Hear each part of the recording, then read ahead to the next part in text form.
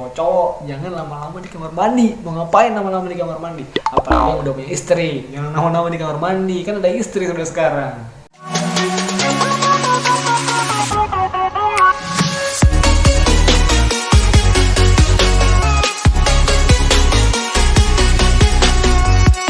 Halo teman-teman, jadi hari ini Bang Ledek mau bahas satu topik yang mungkin sampai sekarang masih dialami di lingkungan masyarakat, terkhususnya di keluarga teman-teman. Kita mau bahas soal pamali, pantangan, atau mitos-mitos orang tua dulu yang sampai sekarang masih ada. Hari ini Bang Ledek tidak pakai lighting, tidak pakai mic, tidak pakai alat-alat pendukung lainnya dalam video ini karena memang Bang Ledek hari ini sedang di karantina. Sudah 1 mingguan Bang Ledek di karantina di wilayah pulang kampung, tapi tidak pulang bersama orang tua, harus di karantina. Masih ada 1 minggu lagi.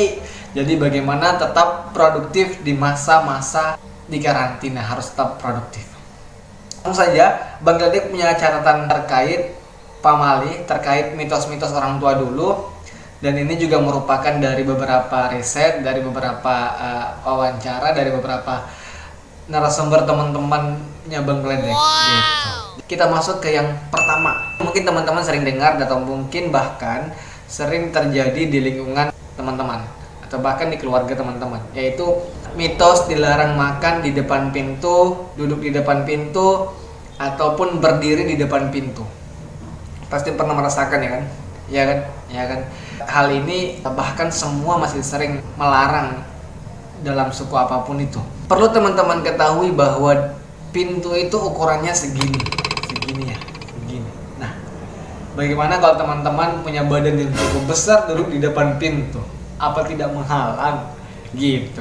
Tapi konon katanya dulu, duduk di depan pintu tuh dipercaya sulitnya mendapat jodoh bagi perempuan. Terus tuh yang kemudian orang-orang percaya bahwa pintu itu adalah aksesnya makhluk-makhluk halus keluar masuk, sehingga orang yang duduk di depan pintu atau berdiri di depan pintu atau melakukan aktivitas di depan pintu itu akan cenderung lebih mudah terpapar penyakit gitu. Tapi kalau kita berpikir di masa seperti ini, modern seperti ini, emang benar adanya akan mudah terserang penyakit, tapi bukan karena disebabkan oleh makhluk halus, tapi memang disebabkan oleh penyakit-penyakit yang menular atau penyakit-penyakit yang masuk melalui udara. Bang Ledek ada baca, yaitu ibu-ibu hamil dilarang keras untuk di depan pintu karena ibu-ibu hamil kan sensitif akan segala sesuatu, baik itu makanan, baik itu udara, bahkan sama suaminya sendiri pun kadang-kadang sensitif begitu.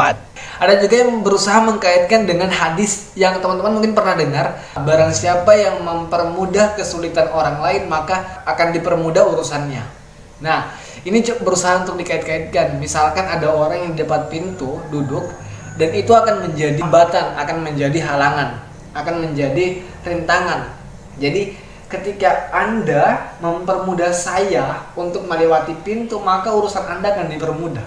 Gitu. Ini yang dikait-kaitkan dengan orang-orang sekitar, padahal sebenarnya tidak ada hubungannya. Yang jelas, kalau kita berpikir secara logika, pintu itu ukurannya kecil.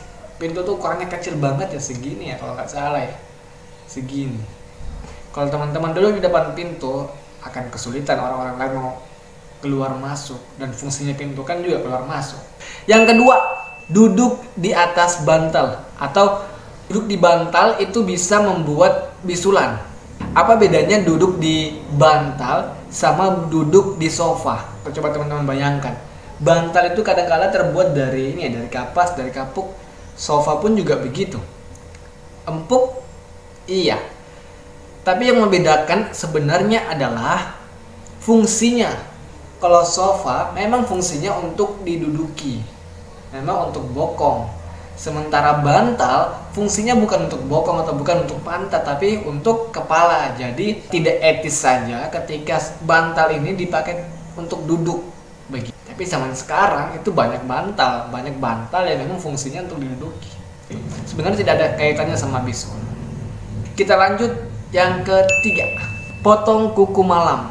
Orang tua percaya bahwa potong kuku malam bisa membuat hilangnya rezeki. Orang dulu memang tidak punya pencahayaan di malam hari. Maksudnya kurang pencahayaan di malam hari. Jadi kalau misalkan potong kuku malam, itu bisa membuat bukan hanya kukunya yang terpotong, tapi mungkin tangannya yang kepotong gitu. Jadi makanya kenapa tidak boleh memotong kuku malam. Bahkan bukan hanya potong kuku sih, nyapu malam, potong rambut juga malam, itu banyak kok. Masih ada sampai sekarang orang tua melarang anak-anaknya melakukan hal-hal seperti itu di malam hari. Oke, selanjutnya nomor 4, menyapu atau makan tidak bersih. Orang-orang tua dulu, bahkan sampai sekarang pun, bukan orang tua dulu ya, sampai sekarang pun ada orang yang percaya bahwa menyapu atau makan tidak bersih itu membuat kita mendapatkan jodoh yang, ini terkhususnya buat cewek-cewek ya, kita mendapatkan jodoh yang berewokan, yang jenggot, yang berkumis, pokoknya yang berewokan, yang pokoknya mukanya itu berbulu-bulu, bedadanya berbulu-bulu. Mau lihat nih bulu. Padahal sebenarnya tidak ada kaitannya. Atau mungkin kalau kita bisa berpikir saat ini, di kehidupan saat ini, mungkin masih banyak, bukan masih banyak, tapi memang banyak orang-orang yang mau memiliki pasangan yang berbulu. Gitu.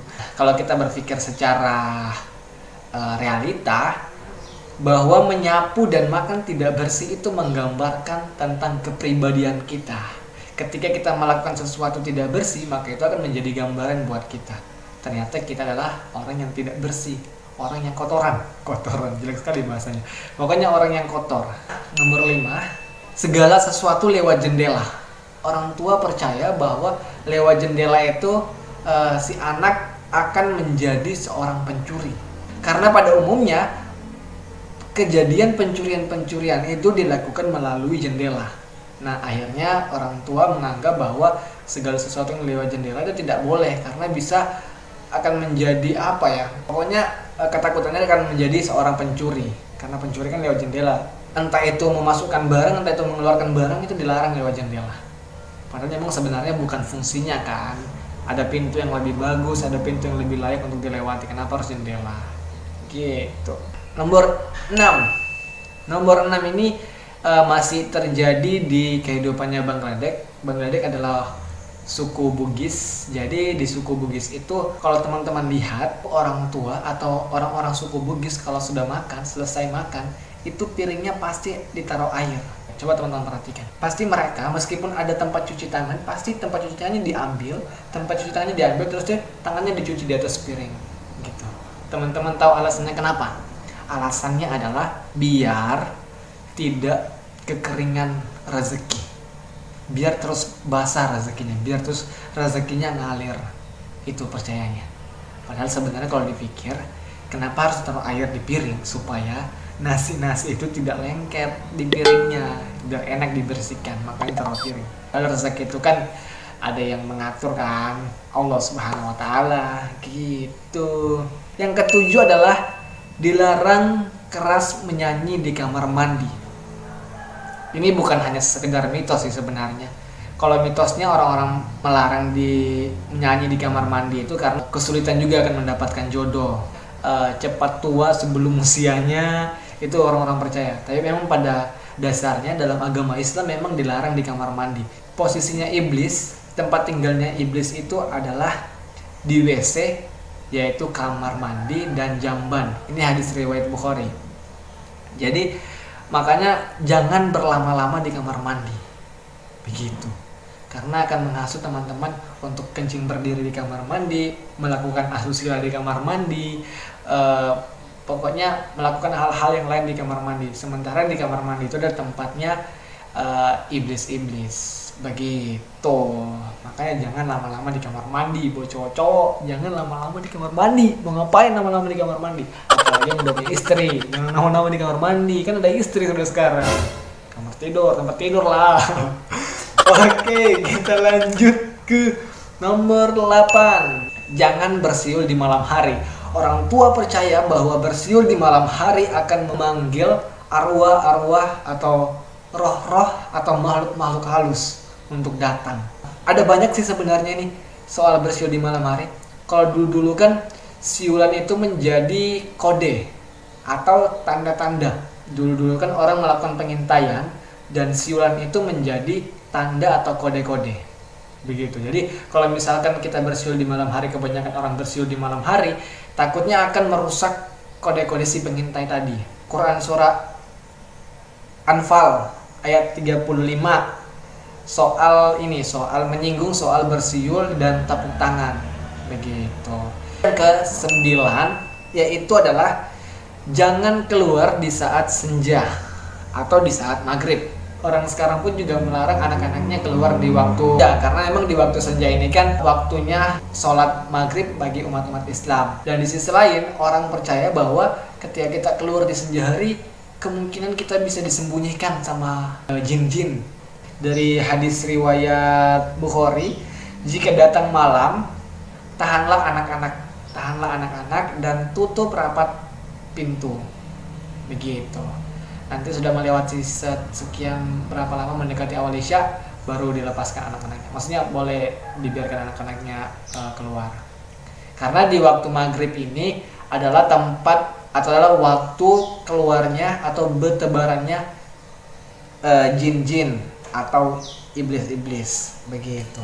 Makanya kalau di waktu maghrib itu anaknya ditahan dulu, ditutup rapat-rapat pintunya karena setan ini tidak bisa membuka pintu yang tertutup dengan rapat. Kita lanjut yang ke-10. Nggak boleh pindah-pindah makan.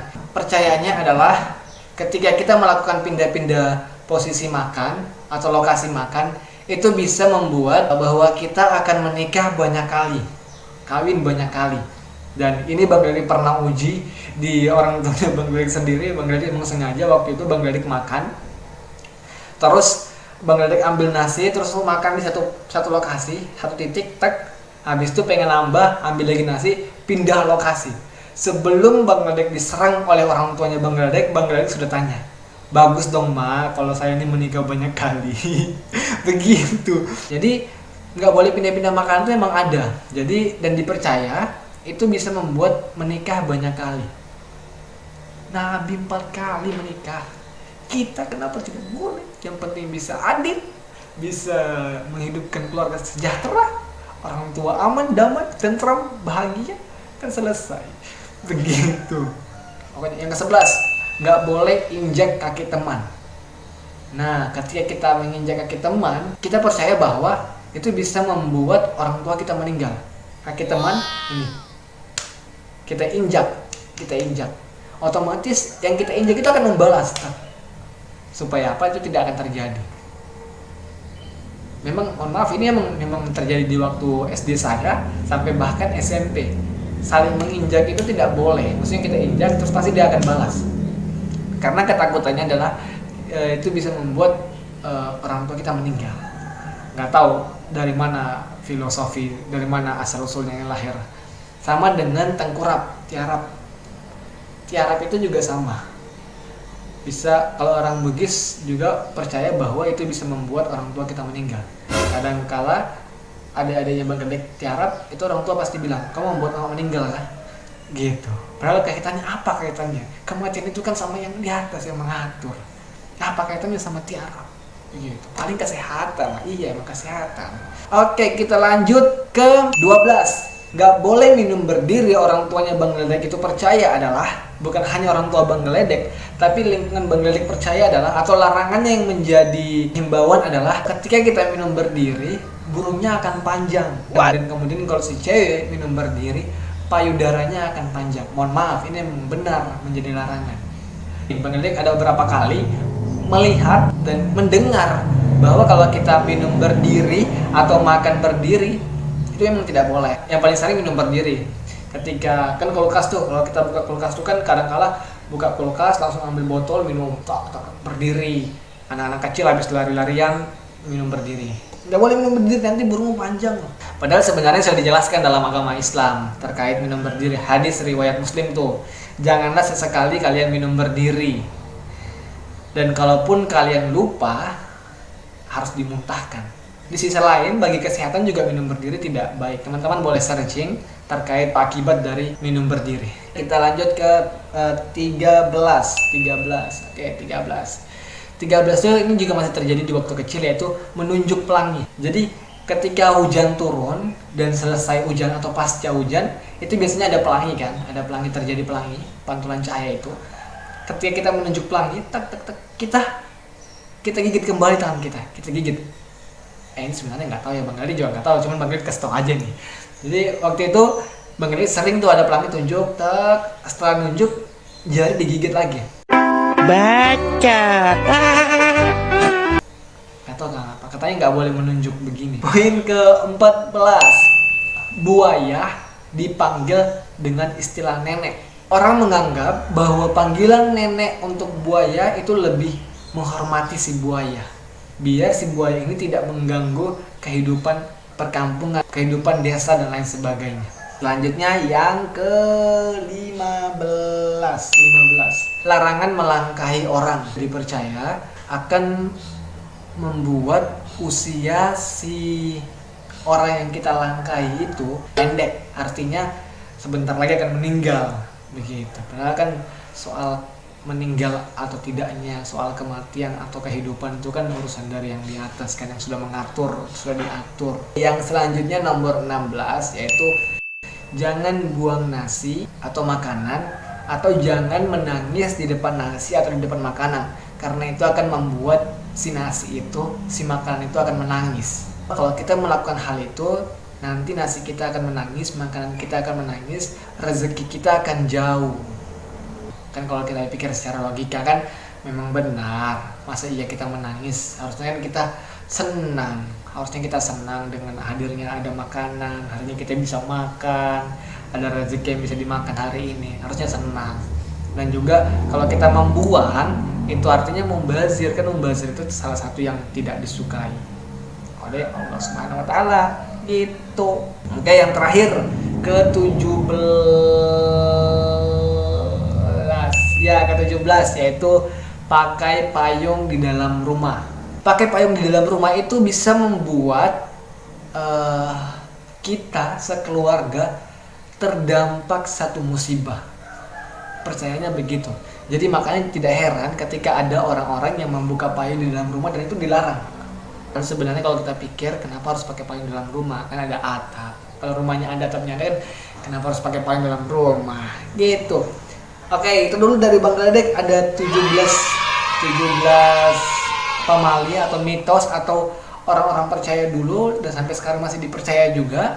Bagi teman-teman yang punya mitos atau larangan-larangan orang tua yang saat ini masih ada dan Bang Gledek tidak sampaikan di sini, mungkin bisa sampaikan di kolom komentar gitu. Tetap jaga kesehatan, pakai masker kalau keluar ruangan. Jaga kesehatan terus ya. Semoga kita dijauhkan dari mara bahaya, khususnya dari penyakit atau dari virus corona. Oke, jangan lupa like, comment, share, and subscribe videonya Bang Gledek. Bang Gledek tutup. Assalamualaikum warahmatullahi wabarakatuh.